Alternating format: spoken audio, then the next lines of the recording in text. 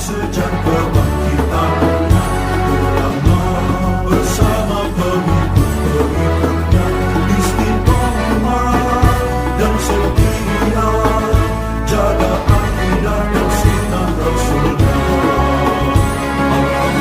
Alhamdulillah segala puji baginya ulama bersama pengikut-pengikutnya istiqomah dan setia menjaga agama nusa dan bangsa. Mari kuatkan niat kita, kita bulatkan tekad kita, terus lanjutkan amal kita, mengembangkan hikmah kita.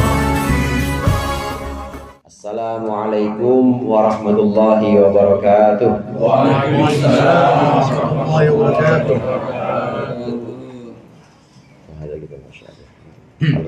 Al-Fatihah. Alhamdulillahirabbil alamin arrahmanir rahim maliki yaumiddin. Iyyaka na'budu wa iyyaka nasta'in ihdinas siratal mustaqim siratal ladzina an'amta 'alaihim ghairil maghdubi 'alaihim waladdallin. Amin. Alhamdulillahi jalla wa ala, wassalatu wassalamu ala sayyidina Muhammadin alladhi ikhtasarallahu bihi fadaila wa ala alihi alladhina amanu billahi wa rasulihi wa saddaqu bima qala wa ashabihi alladhina fazu bil iktida wa nalu darajatil ula. Amma ba'd, fa inna ahsanal hadithi kitabullah wa khairul hadi hadi Muhammad sallallahu alaihi wasallam wa syarrul umuri muhdatsatuha wa kullu muhdatsatin bid'ah wa kullu bid'atin dhalalah. Segenap jamaah Majelis Taklim Al-Hidayah, para bapak, para ibu, para ustaz, para ustadzah, segenap bapak hujjaj, hadirin sekalian yang dirahmati oleh Allah. Alhamdulillah, malam hari ini kita melanjutkan kembali pengajian rutin kita. Mudah-mudahan zikir yang sudah dibaca tadi dan apa yang akan kita baca menjadi sesuatu yang bermanfaat di dunia dan akhirah. Amin ya rabbal alamin. Setiap kita itu adalah pemimpin. Bapak-bapak tentu adalah pemimpin keluarganya. Ibu-ibu juga pemimpin. Bahkan setiap orang itu pemimpin, memimpin dirinya masing-masing. Oleh karenanya dalam pembahasan kita dituntut untuk memimpin anggota badan kita. Pembahasan kemarin tangan, ini kita yang memimpin tangan, kita yang memerintahkan tangan supaya melakukan hal-hal yang Allah ridho. Dipakai buat buka Al-Quran, dipakai buat kasih sedekah. Kemudian juga mata, ini juga kita yang mimpin sendiri. Nggak mungkin Pak RT ngatur mata kita, nggak mungkin Pak RW ngatur telinga kita. Kita yang mimpin telinga kita sendiri, kita yang mimpin mata kita sendiri. Setiap kita itu adalah pemimpin. Apa yang dipimpin? Yang dipimpin itu adalah anggota badan kita. Ini untuk skala pribadi masing-masing. Karena setiap anggota badan kita ini kelak akan dimintai pertanggungjawaban nanti. Mata dipakai buat apa? Mata itu besok ditanya. Kan malaikat buat nonton anuan tonton. Ngapa anuan ditonton? Ditanya itu. Kuping buat apa kuping? Semua anggota badan itu akan dimintai pertanggungjawaban.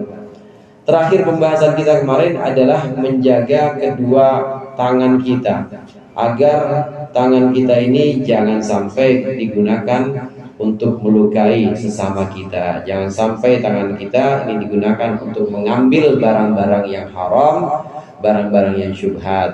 Nah, yang berikut ini pembahasannya adalah pembahasan tentang menjaga kaki. Wa ammar rijlani. Betul itu ya Mas Tore ya? Wa ammar rijlani. Kalau masuk terus tahu.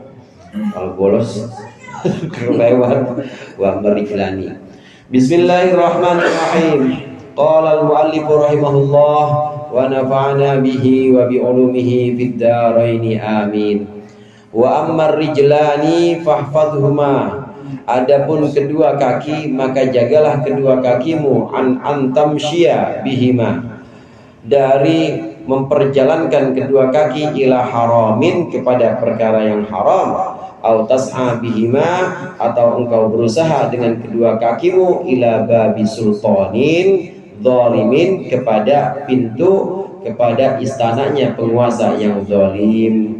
Fa innal masya ila salatini adzalamati, karena sesungguhnya berjalan kepada penguasa yang zalim min ghairi daruratin, tanpa keperluan, wa irhaqin, dan juga wa irhaqi maksiatin, dan juga mendatangi maksiat, itu kabiratun, dosa besar.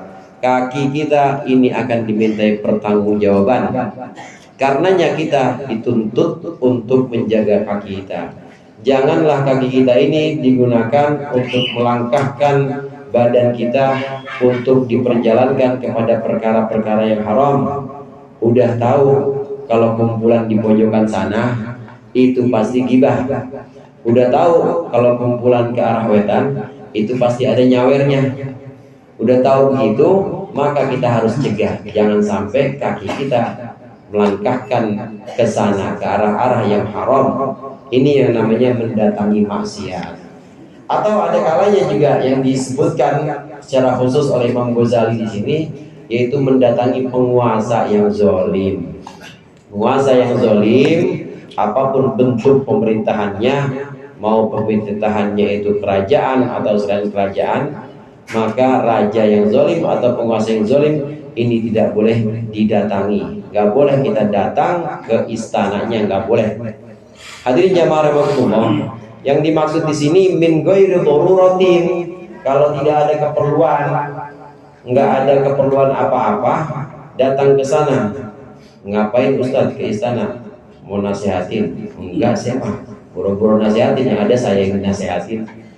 Mau ngapain ke sana? Mau kasih ini, kasih mau izah sana? Enggak juga. Mau amplop? Nggak boleh.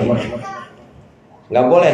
Kalau hanya satu yang sifatnya duniawi, satu hal yang sifatnya duniawi, tidak ada kepentingan apa-apa, datang kepada penguasa, datang kepada pemerintahan, maka hukumnya haram. Bahkan di sini Imam Ghazali menyebutkan kabiratun, dosa besar. Dosa besar. Dan ini bukan cuma ustaz, semua orang yang datang ke penguasa yang zalim, jelas-jelas itu adalah penguasa yang zalim, yang suka menganiaya rakyatnya, yang tidak adil kepada rakyat-rakyatnya, maka tidak boleh didatangi, tidak boleh kita dekat-dekat kepada penguasa. Catatannya di sini kalau tidak ada keperluan. Tapi kalau ada keperluan, keperluannya adalah untuk memberikan nasihat, keperluannya adalah buat menegur penguasa, keperluannya adalah untuk memberikan saran atau masukan kepada penguasa itu yang zalim, udah Pak, berhenti, ini hukum yang seperti ini, undang-undang yang seperti ini bahaya, menyengsarakan rakyat misalnya. Datang kepada penguasa untuk memberikan nasihat seperti itu, maka boleh. Yang nggak boleh di sini yang tidak ada keperluan. Dan biasanya hadirin, kalau seorang datang ke penguasa, seorang datang ke pemerintahan, dan dia memang niatnya untuk memberi nasihat, ini biasanya nggak ridho dengan kezalimannya. Maksudnya niat awalnya itu mendatangi pemerintah, mendatangi penguasa, niat awalnya memang tidak ridho, tidak rela kepada kezaliman yang dilakukannya. Itu urusan hati. Kenapa saya sampaikan urusan hati di sini? Artinya kita tidak bisa menilai zahir atau tidak bisa menilai lahiriahnya seseorang. Ada orang kelihatannya mondar-mandir, dia pegawai bukan di pemerintahan, tapi mondar-mandir mulu ke situ, mondar-mandir mulu ke penguasa. Kita tidak bisa kemudian menghukumi ente dosa besar, ente bolak-balik mulu ke lurah, bolak-balik mulu ke camat. Gak bisa kita menghakimi bahwa itu adalah perbuatan dosa besar, nggak bisa. Kenapa? Karena hati di sini ukurannya adalah orang itu sendiri dan juga Allah. Gimana dia niatnya? Kalau niatnya dia datang bolak-balik emang ridho di sini memang ya pokoknya CS dah sama orang zalim. Dia CS sama penguasa yang menganiaya rakyatnya, maka itu dosa besar kalau hatinya ridho. Tapi kalau ternyata dia bolak-balik, memang ada keperluannya, cuma dia nggak ngomong aja, dan dia bolak-balik ternyata memang dia sebenarnya nggak ridho dengan kezalimannya, ada ketidakrelaan terhadap kewenangan atau kebijakan penguasa ini, maka itu tidak apa-apa. Nah, di sini urusan hati, urusan ridho, rela atau tidaknya orang yang datang kepada penguasa, ini urusan dia dengan Allah. Kecuali kalau kita sudah nyata-nyata melihat dia kerja enggak, nganggur, ojek enggak, dagang enggak, tapi pegawai juga bukan, pegawai atau karyawan pemerintahan juga bukan dia, tapi bolak-balik memang tujuannya adalah bawa proposal, minta ini, minta itu, ada acara ini, ada acara itu. Dan kalau ada kezaliman, kalau ada kebijakan yang aniaya kepada rakyat, dia diem aja. Kalau kita udah nyata-nyata kita udah melihat nyata-nyata dia nerima uang itu, maka itu baru bisa kita sebutkan orang ini sudah melakukan dosa besar. Jadi tidak bisa kita gebiah-uyah, kita generalisir bahwa semua orang yang mendekati penguasa itu adalah pelaku dosa besar. Tidak bisa. Ada kalanya orang yang memang punya keperluan, ada kalanya orang yang memang sebenarnya dia terpaksa ke sana, dia nggak ridho sebenarnya dengan kezaliman pemerintah itu. Kemudian di sini kenapa alasannya? Karena tadi dosa besar, nggak boleh kita bolak-balik menuju tempat maksiat dan juga bolak-balik menuju penguasa yang zalim. Alasan pertama adalah dosa besar. Selain itu, fa innahu tawadhu'un wa ikramun lahum ala dzulmihim. Karena sesungguhnya datang atau berusaha kepada penguasa zalim dan juga kepada tempat maksiat itu tawadhu'un wa ikramun, merendahkan diri, wa ikramun lahum, dan memuliakan mereka pelaku maksiat dan juga penguasa zalim, ala zulmihim, memuliakan atas nama kezaliman mereka. Faqad amarallahu ta'ala bil i'radi anhum, maka sungguh Allah ta'ala telah memerintahkan untuk berpaling dari mereka. Fi qaulihi ta'ala, dalam firman Allah ta'ala, wala tarkanu ilal ladina zalamu fatamassakumun nar. Wala tarkanu, janganlah condong kalian, condong, nyaman, ilal ladina zalamu, kepada orang-orang yang zalim, fatamassakumun nar, maka jadi sebab akan menyentuh kalian an-naru, api neraka. Al-ayah, teruskanlah ayat ini. Jadi potongan, belum selesai ayat, ini potongan ayat.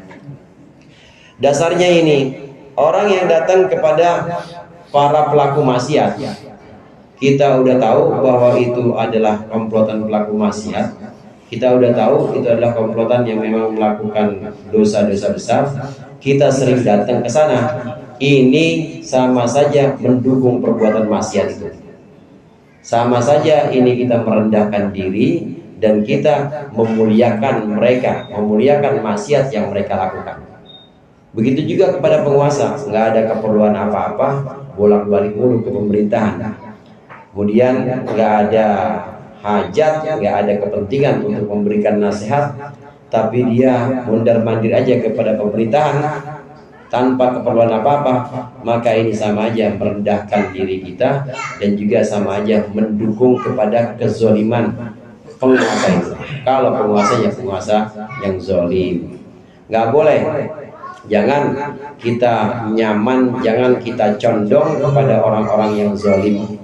Karena kecondongan kepada orang-orang yang zalim ini menyebabkan rendah diri kita dan juga menyebabkan mereka itu makin besar kepalanya. Karena merasa orang-orang pada dekat, orang saya zalim aja orang pada dekat saya, berarti saya nggak apa-apa dong. Berarti semuanya baik-baik aja. Mereka tidak akan merasa bahwa mereka salah kalau kita terus datang kepada mereka. Karenanya harus dijauhi, jangan sampai kaki kita digunakan untuk melangkah ke tempat-tempat yang maksiat, ke penguasa-penguasa yang zalim. Wa huwa takthirun li sawadihim, dan juga datang ke penguasa yang zalim ini takthirun li sawadihim, memperbanyak li sawadihim kepada kelompok mereka. Hadirin jamaah rahimakumullah, Ada dalam bahasa Arab itu disebut dengan sawad. Sawad itu artinya mayoritas. Ada orang satu kelurahan, isinya satu kelurahan itu ada 15 RW. Nah, misal ada 2 RW yang memang zolim, atau ada 2 masyarakat di 2 RW ini yang memang pelaku maksiat. Kalau kita datang ke sana, maka makin lama nambahin. Yang tadinya cuma 2 RW jadi 3 RW. Datang lagi besok-besok ada lagi yang datang ke sana. Walaupun niatnya bukan pengen ikut-ikutan, cuma ngelongok doang. Akhirnya ini menambah jumlah mereka itu makin banyak. Orang saya melakukan maksiat, kami melakukan maksiat, ini banyak kok yang ikuti kami. Ya akhirnya mereka merasa nyaman, merasa tenang dengan kemaksiatan itu. Ini memperbanyak jumlah orang yang melakukan maksiat jadinya. Memperbanyak komplotan mereka. Jadi lama-kelamaan yang tadinya cuma 2 RW jadi 3 RW. Kalau terus-menerus begitu, terus-menerus ditengokin, dilongokin yang maksiat jadi 4 RW. Lama-lama jadi 14 RW zolim semuanya. Yang enggak zolim cuma 1 RW. Jadi 14 RW yang maksiat semua, yang enggak zolim cuma 1 RW yang enggak maksiat. Ini mendatangi kaki kita, melangkahkan kaki kita ke tempat-tempat maksiat, ke tempat-tempat yang zolim, pemerintah yang zolim. Ini memperkuat kedudukan mereka, memperkuat posisi mereka sehingga mereka bisa jadi mayoritas nantinya.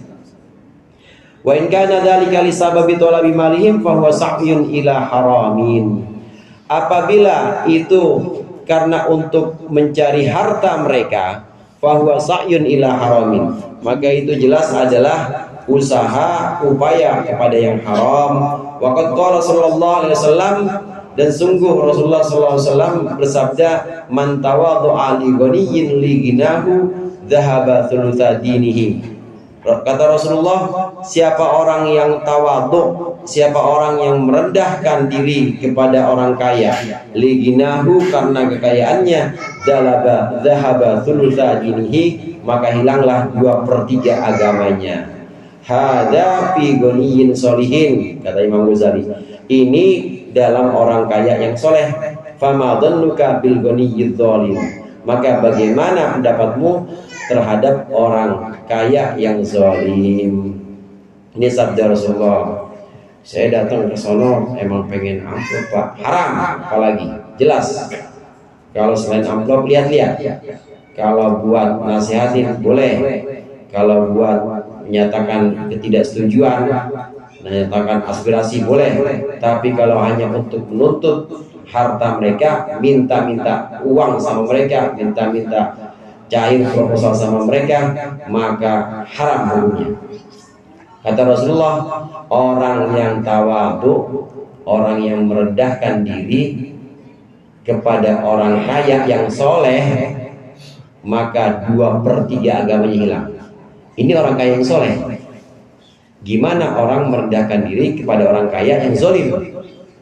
Ama orang kaya yang soleh aja 2/3 agamanya hilang, apalagi merendahkan diri kepada orang kaya yang jelas-jelas itu kayanya karena harta haram, jelas-jelas kekayaannya itu karena kezoliman. Naudzubillah. Hadirin jamaah rahimakumullah, sebagian ulama ada yang mentakwil hadis ini. Rasulullah kan bilang, siapa yang mendatangi orang kaya yang soleh, maka hilang 2/3 agamanya. 2/3 agama yang dimaksud di sini, kita tahu bahwa adab itu ada 3 macam. Agama itu mengandung adab atau tata krama. Tata krama itu ada 3 macam. Ada adab kepada Allah, ada adab kepada Rasul, ada adab kepada sesama manusia. Sama orang tua, ini adab sama manusia. Mama tangga, adab sama manusia. Ada adab pada Rasulullah. Adab kepada Rasulullah bagaimana? Ya, sholat kita yang benar adab pada Rasulullah. Waktu kita umroh ya ziarah dulu adab pada Rasulullah. Ada adab kepada Allah. Adab kepada Allah menjaga perintah-perintahnya, menjaga firman-firman Allah, larangan-larangannya kita jauhkan, perintah-perintah yang kita laksanakan. Ini adab pada Allah. Adab yang tiga ini, adab kepada Allah, adab kepada Rasulullah, dan adab kepada manusia. Kalau orang datang kepada orang kaya yang soleh, maka dia 2/3 agamanya hilang. Mana 2/3 yang hilang? Yaitu adab kepada Allah dan adab kepada Rasulnya. Kan tadi tiga, adab kepada Allah, adab kepada Rasul, adab kepada manusia. Nah, dia cuma dapat adab kepada manusia doang. Ada orang soleh, ya alim, memang dia alim, ibadahnya rajin, kebetulan kaya. Tapi dia datang ke sana bukan karena alimnya, dia datang ke sana karena memang kekayaannya. Kalau ngaji sama orang ini biasanya pulang disangguin nih. Karena itu 2/3 agamanya hilang. Dia cuma dapat satu adab doang, yaitu adab kepada sesama manusia. Dia jaga adab kepada orang yang soleh ini, adab kepada orang yang kaya ini, tapi menjaga adabnya itu karena kekayaannya. Jadi cuma dapat satu adab, yaitu adab kepada sesama manusia. Adab kepada Allah, adab kepada Rasulnya hilang. Dia sudah tidak dia hiraukan perintah Allah, tidak dia hiraukan perintah Rasulullah SAW, supaya memandang orang bukan dengan hartanya. Pandanglah orang dengan ketakwaannya, pandanglah orang dengan ilmunya, pandanglah orang dengan kesolehannya. Gak boleh dengan kekayaannya. Perintah Allah dan perintah Rasulnya memandang itu dengan takwanya. Nah, orang barusan ini datang karena kekayaan, maka dia cuma dapat satu adab. Karena perintah Allah itu sama dia tidak digubris. Perintah Allah buat memandang orang dengan ketakwaan ini tidak dihiraukan. Dia memandang selalu dengan harta, dengan materi, dengan uang. Cuma dapat satu adab doang. Ini yang dimaksud dengan hilang 2/3 agamanya. Allah dan Rasulnya selalu mengedepankan akhirat, hadirin. Walal akhiratu khairul laka minal ula. Akhirat itu pasti lebih baik dibanding dunia. Rasulullah ya begitu. Nah, kita pun demikian. Kita ngaji, kita datang silaturahim kepada orang tua, kita datang silaturahim kepada tetangga. Jangan sekali-kali itu dijadikan, niatnya dijadikan untuk mencari dunia, untuk mencari selain akhirat. Bagaimana yang mudah prakteknya? Yang mudah datang karena Allah gitu aja. Kalau udah karena Allah berarti urusannya akhirat. Tapi kalau datangnya bukan karena Allah, nggak enak saya, orang dia asal saya hajatan datang terus, masa saya nggak datang? Nah, itu berarti sudah bukan karena Allah. Kalau sudah bukan karena Allah, di dunianya dapat adab sesama manusia, tapi nanti di akhirat pahala dari Allah, demikian juga ketaatan kepada Rasulullah agar menghargai tetangga, agar menghargai orang yang mengundang, ini nggak dapat pahala apa-apa. Karena memang dasarnya adalah untuk meraih ridho atau meraih kesepakatan. Dasarnya adalah untuk meraih hati manusia, bukan atas dasar Allah, bukan atas dasar Rasulnya, tapi atas dasar nggak enak. Nah, ini yang perlu kita latih sehari-hari. Ngaji kita jalillahi ta'ala, ngobrol kita, kumpul-kumpul jalillahi ta'ala, bukan karena selain Allah. Semua jadi bekal buat akhirat. Kalau semua jadi bekal buat akhirat, insya Allah dapat semua adabnya. Adab kepada Allah dapat, adab kepada Rasulnya dapat, dan juga tentu adab kepada manusia yang jelas-jelas kita silaturahim ini juga dapat juga. Mudah-mudahan bermanfaat. Lebih kurangnya saya mohon maaf. Wallahul muwaffiq ila aqwamit thoriq. Assalamualaikum warahmatullahi wabarakatuh. Waalaikumsalam.